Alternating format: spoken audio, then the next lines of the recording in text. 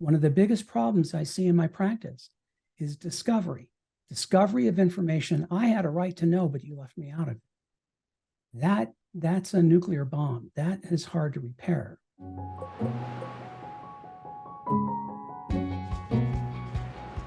You mentioned that in trying to come to a shared solution, you can bargain, you can negotiate, you can sweeten the deal, but it's not quote unquote transactional. Well, what did you mean by that it's not transactional? Because it's starting to sound transactional, like I'm going to, you can do X, Y, Z if you'll do this for me. Yeah. In terms of moral reasoning, if you study moral judgment, moral reasoning, and the stages of development, I scratch your back, you scratch my back, is at the level of criminality, basically. We don't have any other connection to each other. We don't have any other duty to each other. There is no other moral positioning that keeps us together, right? It's simply transactional. This is in service of a higher moral principle of I have to make sure you're okay and I'm okay, or we will not get along, period. That's everybody. I don't care who you are. That is for a higher purpose. If I play solo, and this is not a solo sport, if I play solo, I have to realize that is going to have consequences. It is. If we're both playing solo, that's going to have consequences unless we agree to do that and we have parameters that will keep us from fighting, right? We both agree. We both want this. We've worked it out. We know it can go wrong and we're good, right? That's fine. That's fine. People don't do that either. So secure functioning doesn't mean you do what I'm talking about. You can do anything you want. You both just have to be on board fully, and you have to think ahead. What could possibly go wrong? Otherwise, that's naive. You're not really thinking. You're not really planning, right? And that's secure functioning. I don't care. You could have any arrangement you want. I couldn't care less, as long as you both are being truthful about it. You both agree. That's adult. Stan, we had Eric wrote in, this all in 100% sounds like a lot of work. How much time in practicality should we be planning agreements versus time for play? Do we need to wait until there's a problem, or can we somehow gain a certain level of immunity against future issues right away? It's a full-time job, but I don't want it to feel like one. Well, get a dog. Human beings are a pain in the ass. If you think you can just have immunity just because you want it, I've got a bridge to sell you.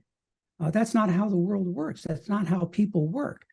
You have to work together and you have to organize this thing, or you're going to suffer the consequences. It's like flying a plane that's not fully built. Good luck. Not because I'm saying so, it will prove itself. So is it a lot of work? Nah. The way you're probably doing your relationship is more work, because now you're accruing threat memory and you're going to have a lot to have to unwind, because it becomes a biological issue if you aren't repairing, if you aren't planning. Think of a postmortem, okay? I'm in family medicine. When doctors do a postmortem, they don't blame each other. They look at the patient who died and they say, how can we make sure this doesn't happen again? That's a postmortem. They're learning. Couples aren't learning if they're not doing that. We just ran into a problem. What are we going to do for the next time to keep it from repeating? How many people are actually doing that? How many people are predicting and preparing and planning for what they're about to do, instead of just going into the situation, going live and being exposed to being unprepared? They're going to act and react in ways that are not pro-relationship. It'll be pro-self only. That's what we have to guard against, and we have to plan for it. We have to think ahead, right? Otherwise, it's kind of dumb if you think about it. So how do you do this? Step by step. You are molding and shaping this amorphous thing called a relationship that's made up in your heads, right? It's a dream. but you got to make sure that you're thinking big, dreaming big. Otherwise you're in the weeds. So when I say the relationship comes first before anything and everyone else, that's an umbrella principle that takes care of a lot of things. We don't have to get into the weeds on minor things, because it covers a lot of ground. It's a big idea, right? It's a big idea that we both are going to believe in. That takes care of things, a lot of things. Or we're going to tell each other that takes care of a big problem. One of the biggest problems I see in my practice is discovery of information I had a right to know, but you left me out of it. That's a nuclear bomb. That is hard to repair. We're going to make decisions together and get each other on board. Another thing I see is people making unilateral decisions. I'm going to do what I want and expect it to go well. It won't, right? If we have parity, if we're equals, you can't do that. I can't do that, right? This is common sense, really. This is just common sense. Now, another thing you write about that I think relates to fighting, at least in my case, is you can either be right or you can be in a relationship. Yeah, and that's a quote. Yep, it's an old saying. And what I notice is that if my partner says something that I just think is a misrepresentation of what happened, I could just be in the relationship, yield, see the underlying need. No yielding.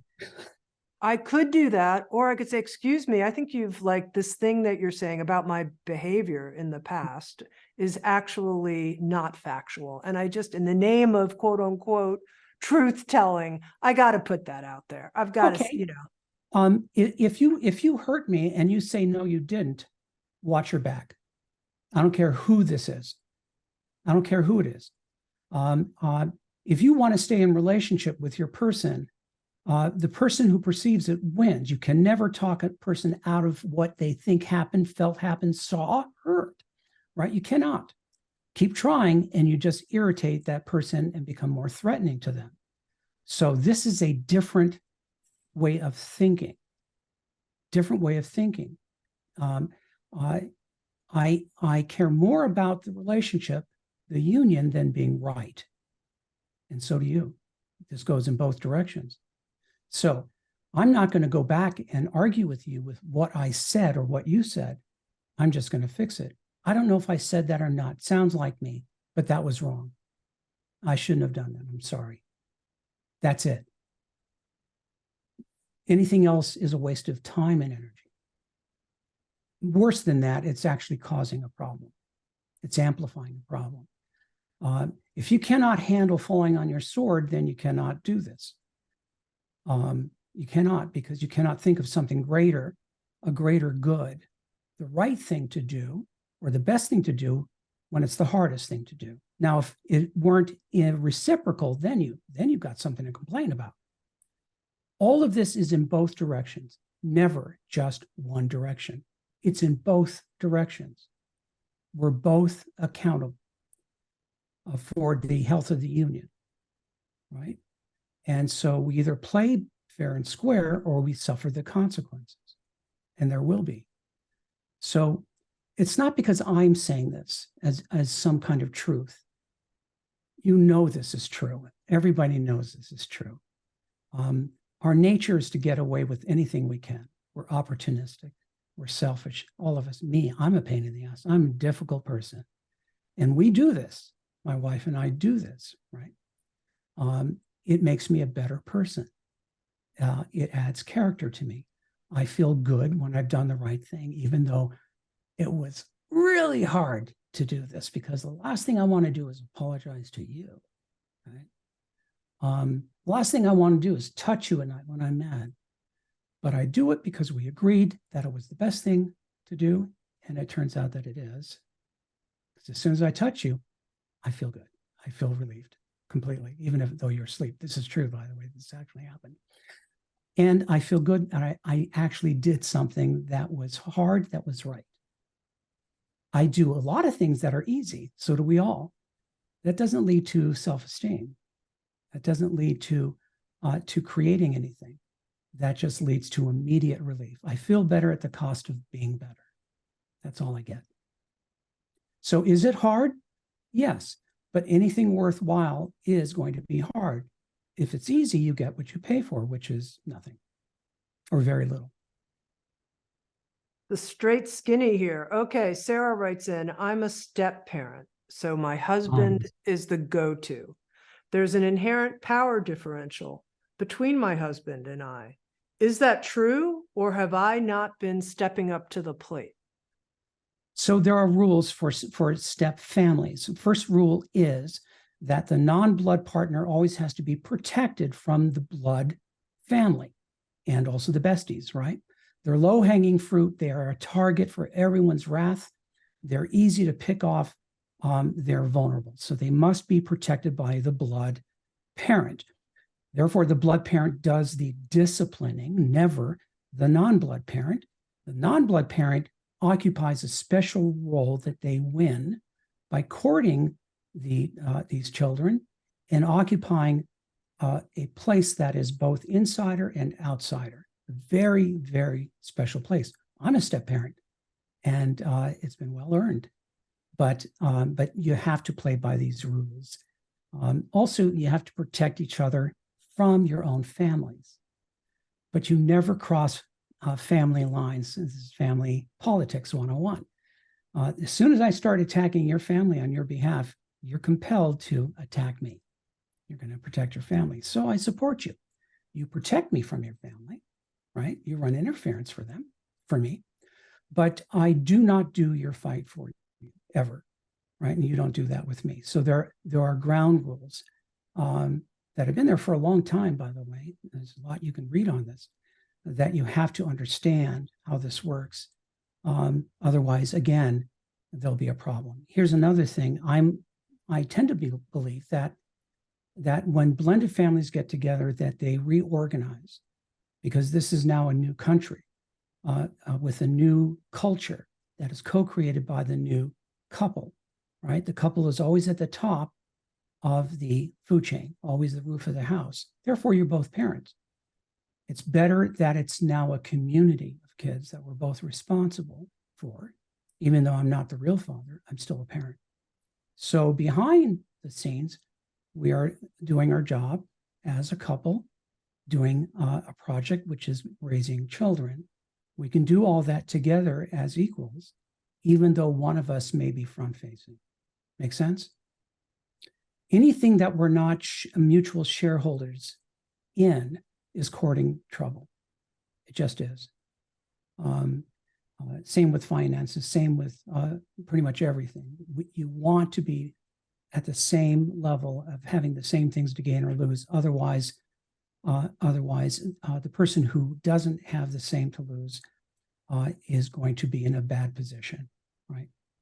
Bad position, because the other person now is going to feel envy, resentful, and so on. And why set it up then? So again, think about this. And the reasonings for this, there's nothing new here. In fact, being a psychobiologist, PACT is really not about this. PACT is really, under the hood, quite complex in terms of neuroscience, arousal regulation, attachment, a lot of things, nuts and bolts that we deal with. But when it comes to couples, in terms of what is at the top, it's behavior, not why we do things, right? Couples will fall apart if their behavior is non-collaborative or cooperative. It doesn't matter why they do it. What matters is that they are doing it, and that's what's going to crash and burn the relationship. That's why I'm talking this way, and not psychologically, because this is a different system. It's a different system than working on yourself. This is teamwork. This is a team sport. It has to be thought that way. Otherwise, there's just going to be trouble. Discover on-demand videos and docuseries, explore a full schedule of daily live classes, and become part of an incredible community. At Sounds True One, we invite you inward to find your way, your way.